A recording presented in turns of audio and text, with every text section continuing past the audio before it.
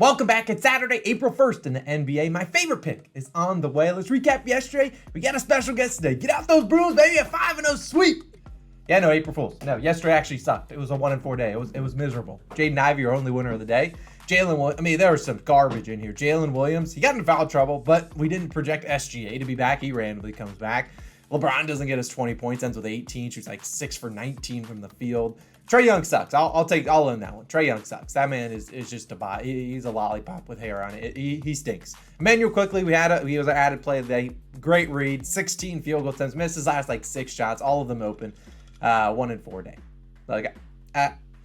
I'm annoyed. And March was about as annoying of a month as possible. And I always want to take a step back and, assess how we did on the month. You can have a great start to the year. Maybe you stink the rest of it, but your numbers still look good. So I want to look into all of March and see exactly how we did. And look, I tweeted this out, but I'll recap it here. In March, as a whole, 53 wins, 49 losses, so about 50%, but still down 1.15 units. So it was actually our first losing month of the season, and I'll put up our full month by month breakdown in a second. But it was a losing debt month. I mean, there's no way around it. We had it was one of the worst luck months I've had in a while. Well, I don't make excuses. We had a lot of good reads, I felt like, in there. Just things didn't go our way. I mean, if you were watching the whole season long, very rarely did we have any 0-3 days. Normally we were 1-2 at worst, normally 2-1. We had an 0-5 day.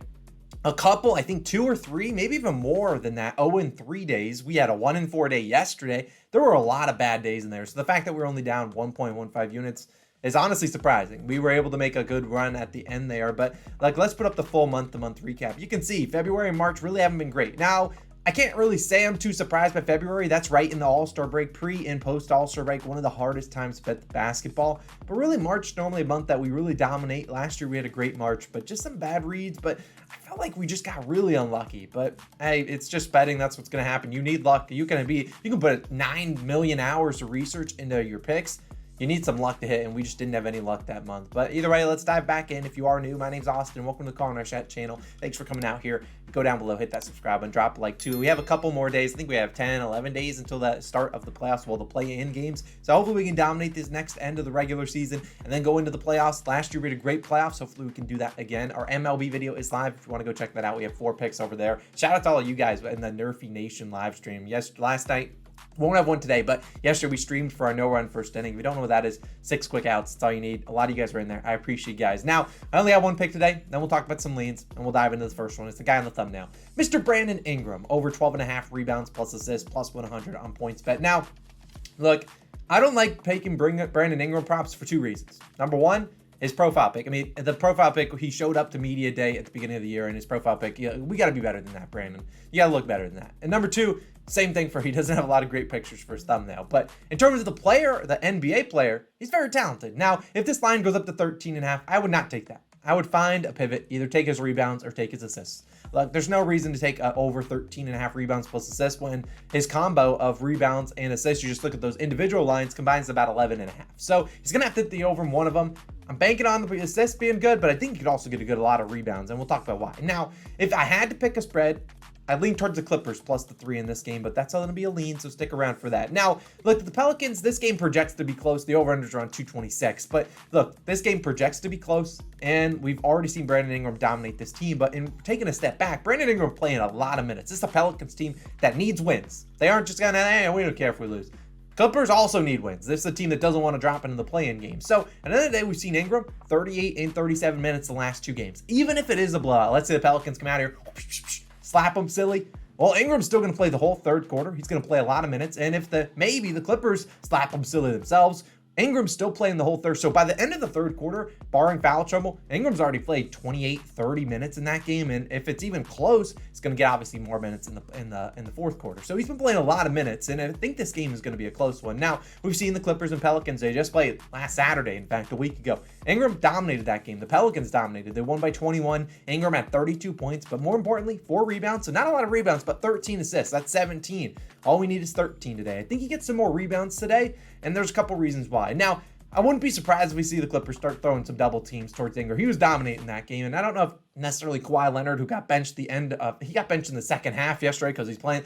Like, Ty Lue's a weirdo. I mean, we know that, but I still wouldn't be surprised to see this Clippers team, go unconventional, just try to trot out some random lineups, maybe some small ball lineups, get the Pelicans out of the rhythm. The Pelicans having a very good team recently, and they've actually kind of turned it around. Zion Williamson's on the court practicing. He won't be back today, probably won't be back for another week or two if he does return in the regular season, but maybe they go to a small lineup and maybe we see Jonas Valanciunas try to play off the court. I think Valanciunas has a decent game, but look, we've seen this Clippers team and Ty Lue randomly switch up their lineups, and maybe this is one of those situations, but I still expect them to throw some double teams towards Ingram, make someone else knock down shots, make Herb Jones knock down three-pointers. Trey Murphy's a good shooter, but make those guys beat you, not Brandon Ingram. And we've seen Ingram dominate and crush this line over the last 5 games. He's at 21, 17, 10, 15, and 21 rebounds plus assists. So absolutely destroying this line, going over that in 4 of the 5 and not even coming close in a lot of those games. He's averaged 12.4 potential assists, the most on the team, and 11 rebound chances, second most on the team. Valanciunas averaging like 22 rebound chances these last 5. But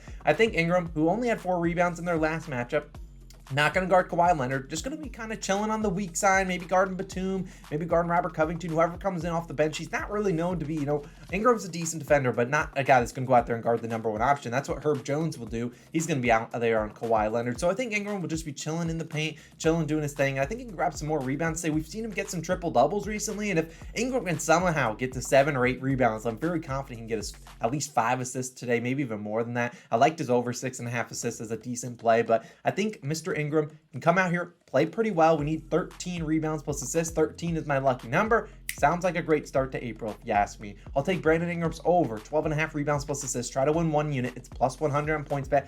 I hope it doesn't go past 12.5. Given that it was plus value, I don't think it will, but you never know. You guys are always crushing the props, so it might go up to 13.5, which I would probably just stay away from personally. But that's my only play of the day. Now let's talk about both games, because we only have 2 games on today. Tomorrow we have a much bigger slate, but I want to talk about the other games, give you guys some leans. Now, what is the definition of a lean? Because that's going to be the question. A lean is something that, I want to talk about the other games. A lot of you guys ask me comments in the questions in the comments, and sometimes I can't get to all of them because there's so many of you. I'm so appreciative that so many people watch these videos, but I want to at least talk about them and maybe answer your question along the way, and then you don't have to leave a comment, or you can say, Austin, you're looking great today.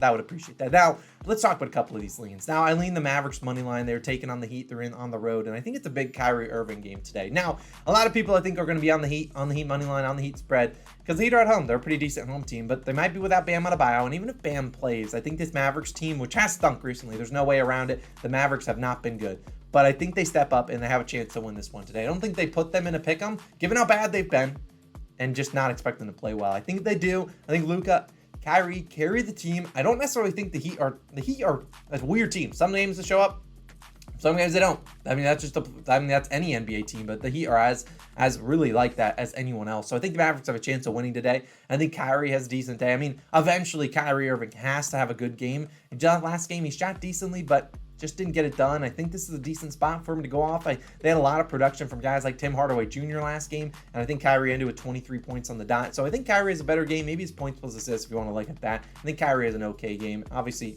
I don't recommend betting it, but you just want my opinion. I think Kyrie plays decently. And then, like I already talked about, I like the Clippers plus 3.5. I think they got a chance. I don't think, like I said, the books just saw the Pelicans smack them a week ago by 21. And the Clippers just got spanked last night, benching Kawhi Leonard. I think the Clippers have a chance to win this one outright tonight. Maybe they do. Very similar to like the Cavaliers-Knicks game yesterday. We saw a lot of people on the Cavs, or understandably so. The Cavs are a great home team, and then you saw the Knicks go in there and beat them without Julius Randle. I think the same could happen here today with the Clippers taking down the Pelicans, which is kind of why I'm on Brandon Ingram props. I think he plays a lot of minutes, which should inflate those lines a little bit. So there's some leans. You don't have to play them. But of course, let's start off April with a great day. Let's have a great April. Let's have a great rest of the NBA season. And if you want to check out the MLB video, it's popping up on the screen. Have a great Saturday. If you're going to watch the college basketball tournament, I'll be watching. I'm rooting for FAU. Hopefully they can pull it off. But either way, it's going to be a great day. It's going to be an electric day. Have a great Saturday. I'll see you guys back in the next one. Peace out.